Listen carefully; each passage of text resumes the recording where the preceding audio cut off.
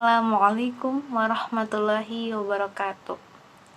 Yang terhormat Bapak dosen Ulumul Quran, Bapak Asep dan Bapak Nablur, dan yang kami hormati rekan-rekan kelas B sekalian.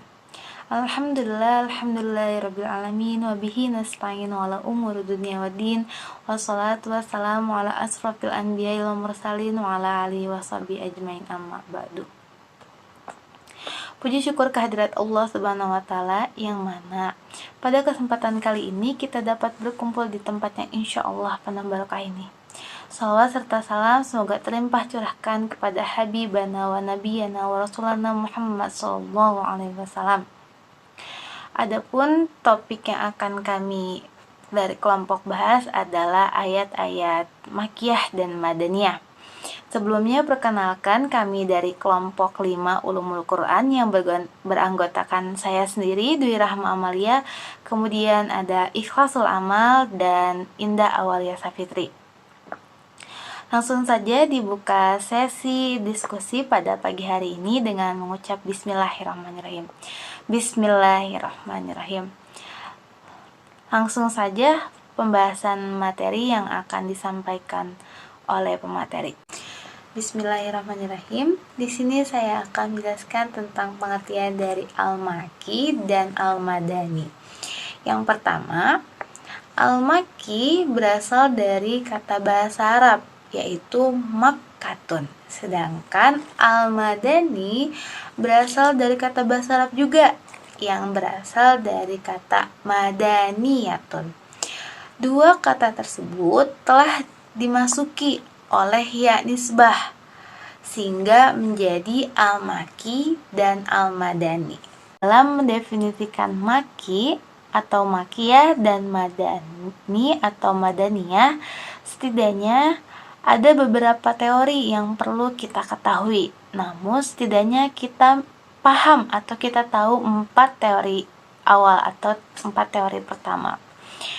Untuk mengetahui kriteria dari ayat-ayat Makkiyah dan ayat-ayat dari Madaniyah. Teori yang pertama adalah teori geografi atau mulahadatul makan dan nuzul. Jadi, ayat-ayat Makkiyah adalah ayat-ayat yang turun langsung di kota Mekah atau di sekitarnya. Sedangkan ayat-ayat Madaniyah adalah ayat-ayat yang turun di Madinah, baik sebelum hijrahnya Rasul Muhammad SAW ataupun sesudahnya. Kedua adalah teori subjektif atau mulahadatul muqatabin. Jadi, ayat-ayat Mekah atau ayat-ayat yang turun di Mekah, biasanya panggilan di dalam Al-Qur'annya ya ayyuhan nasu. Sedangkan untuk ayat-ayat yang turun di Madinah atau Madaniyah, biasanya seruannya atau panggilannya di dalam Al-Quran memakai kata ya ayyuhalladzina amanu. Teori yang ketiga adalah teori historis atau mulahadatul zaman dan nuzul. Jadi ayat-ayat Makkiyah atau ayat-ayat yang turun di Mekah adalah ayat-ayat yang turunnya sebelum hijrahnya Nabi Muhammad SAW.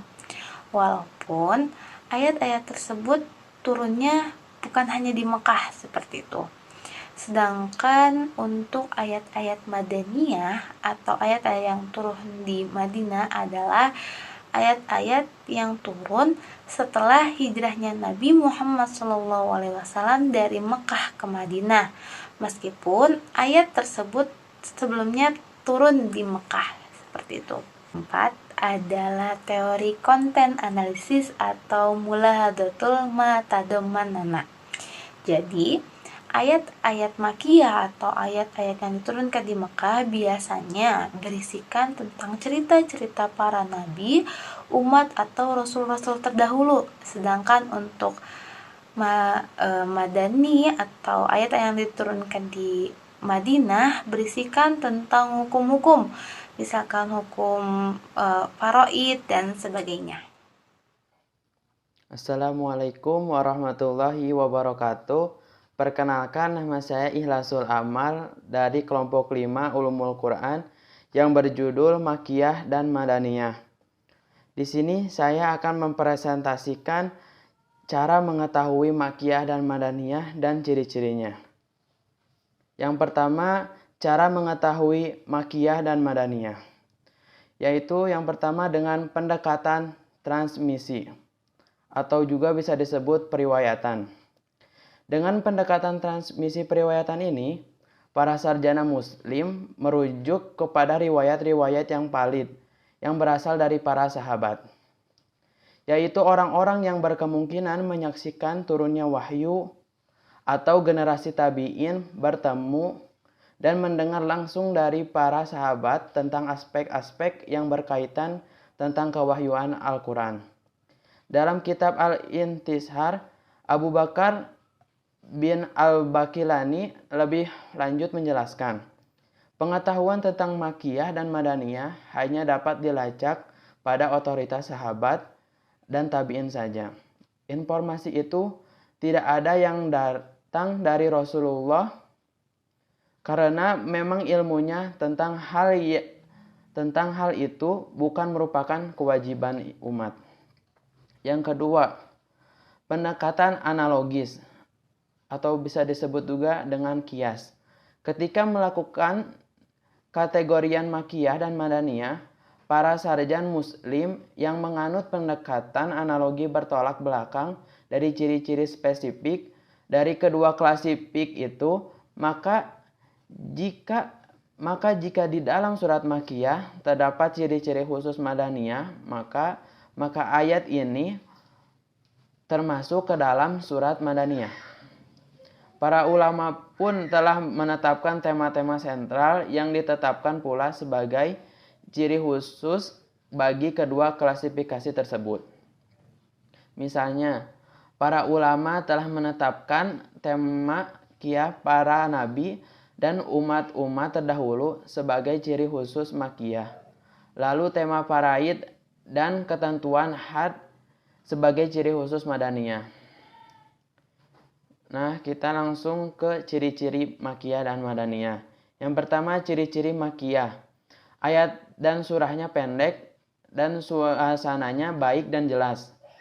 Kedua, ayat-ayatnya lebih puitis, bersajak, karena yang ditantang adalah masyarakat yang ahli dalam membuat puisi. Yang ketiga, Makiyah banyak menyebut qasam, sumpah, tasbih, penyerupaan, dan amsal, perumpamaan. Yang keempat, gaya bahasa Al-Makiyah jarang bersifat konkret, realistis, dan materialis, terutama ketika berbincang tentang kiamat. Yang kelima, surat-surat Al-Makiyah mengandung lafaz kala, yaitu di dalam Al-Quran, lafaz ini berulang sebanyak 33 kali dalam 15 surah. Yang keenam, surah-surahnya mengandung seruan, hai sekalian manusia, dan tidak mengandung seruan, hai orang-orang yang beriman. Yang ketujuh, mengajak kepada tauhid dan beribadah hanya kepada Allah. Pembuktian mengenai kebenaran risalah, kebangkitan dan hari pembalasan, hari kiamat dan malapetaka, neraka dan siksanya, surga dan nikmatnya, argumentasi terhadap orang musyrik dengan menggunakan bukti-bukti rasional dan ayat-ayat kauliyah. Yang kedelapan, peletakan dasar-dasar umum bagi perundang-undangan dan akhlak mulia yang menjadi dasar terbentuknya suatu masyarakat, dan penyingkapan dosa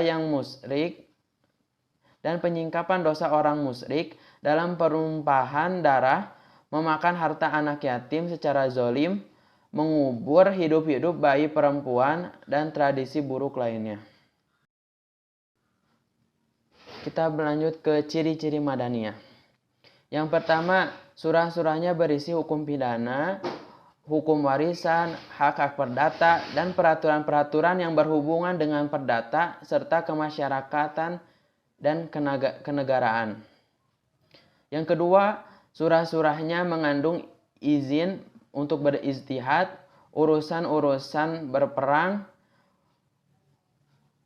hukum. Sebagian surat-suratnya panjang-panjang, sebagian ayat-ayatnya panjang-panjang, dan gaya bahasanya cukup jelas dalam menerangkan hukum-hukum agama, hukumnya, perdamaian dan perjanjian.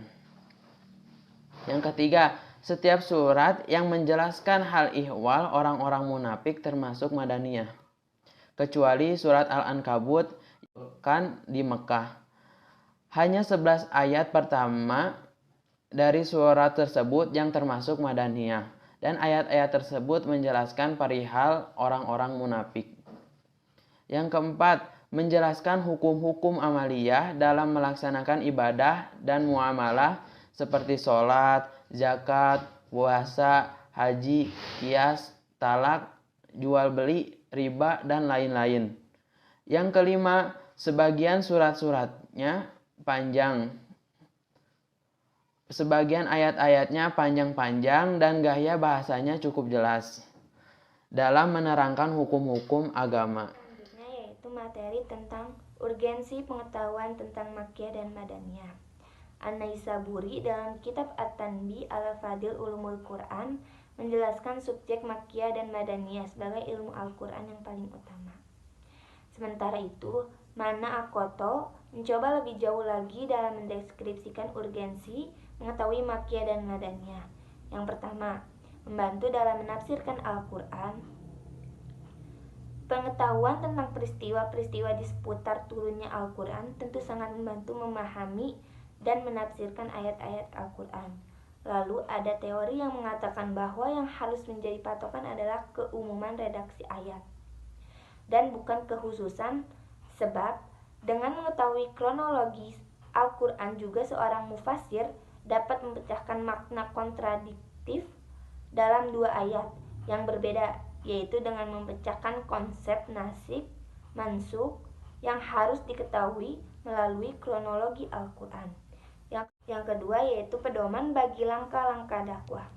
Ungkapan-ungkapan dan intonasi berbeda dengan digunakan ayat-ayat Makkiyah dan ayat-ayat Madaniyah, memberikan informasi metodologi bagi cara-cara menyampaikan dakwah agar relevan dengan orang yang diserunya. Oleh karena itu, dakwah Islam berhasil mengetuk hati dan menyembunyikan segala penyakit rohani orang-orang yang diserunya. Di samping itu, setiap langkah-langkah dakwah memiliki objek dan metode-metode tertentu seiring dengan perbedaan kondisi sosial kulturasi manusia. Yang terakhir yaitu memberi informasi tentang syirah kenabian. Tahapan turunnya wahyu seiring dengan perjalanan dakwah Nabi baik di Mekah dan di Madinah dimulai sejak turunnya wahyu pertama hingga turunnya waktu terakhir. Al-Quran adalah rujukan otentik bagi perjalanan dakwah Nabi itu, dan informasi tidak bisa diragukan lagi. Mungkin materi dari saya cukup sekian. Terima kasih.